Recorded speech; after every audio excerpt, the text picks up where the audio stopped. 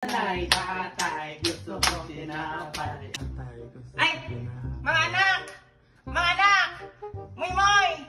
Dani! La, si nanay! Bakit, nay? Ano po yung kailangan nyo, Nay? Inaantok ako. Tapos, gusto ko, walang maingay ha? At matutulog ako sa loob ng kwarto. Sige po, Nay, matulog lang po kayo. O siya, sige, Dani, tara, maglaro ulit tayo.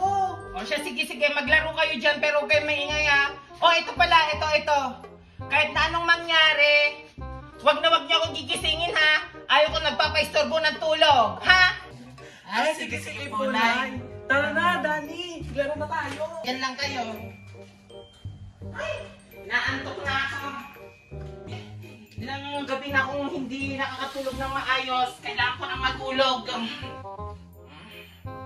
Oh, sige, try po ako ng susunod, Dani. Ayoko na mag-bike. Punta na lang tayo sa loob. Nauuhaw ako. Sige, Dani. Hala, teka lang, Dandan. Nahihilo ba ako? Hala, pati ako nahihilo. Ay, naku, Dandan, mukhang hindi na to hilo. Mukhang mabilin doon. Kung lumilindol mo, anong gagawin natin? Hala, hindi ko nga rin alam, Dani. Gisingin na lang natin si nanay. Hindi, Nanay, huwag natin siyang gisingin. Kahit na anong mangyari, baka magalit yun. Ay, oo nga pala, Dani. Sige, punta na lang tayo sa labas. Tara na, labas. Dol, ala si nanay, lumilindol, Dani. Ala. Ano ba yan? Mga anak, anong ginagawa niyo sa kutsyon? Huwag niyo na may ganyan, di ba sabi ko? Sabi ko, huwag niyo ako gigisingin. Huwag niyo ako i-istorbohin. Lumilindol ata. Bakit hindi ako ginising ng mga bata? Lumilindol. Ano ba yan? Mga anak, asan kayo? Mga anak, asan kayo? Hala, Dani, nandiyan na si nanay. Nanay! Mga anak! Ay, Diyos ko! Ay, mukhang tumigil na yung lindol.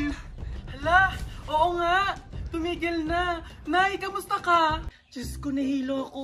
Ba't hindi nyo naman ako ginising, mga anak? Lumilindol na pala.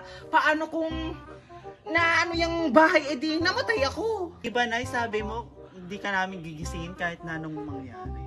Kaya nga, Nay, di ba sabi mo kanina na hindi ka namin gigisingin kasi ilang araw ka ng puyat? Ay, oo nga pala. Okay, sige. Itutulog ko na. Siguro wala naman na tong aftershock or baka namang wala nang mangyaring masama. O siya, sige ha, eto na.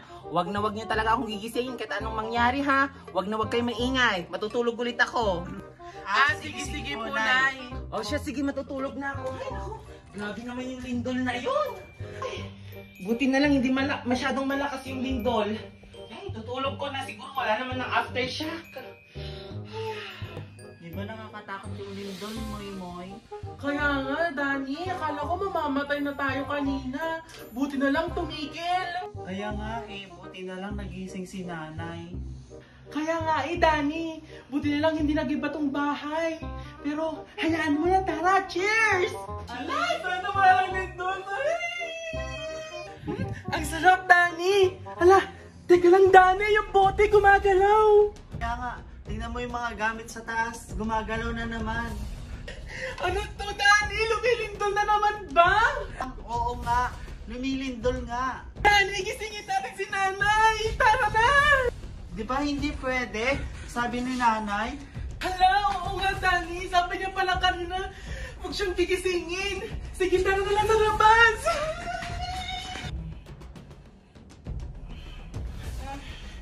Ano eh? Lumilindol! Ah! Hindi na ako makalabas! Nag-iba na yung pader doon! Tulungan niyo ako, mga anak! Mga anak, tulungan niyo ako! Narinig mo ba yung boss ni nanay? Kaya nga Hala, nabagsakan na ata si nanay. Nanay!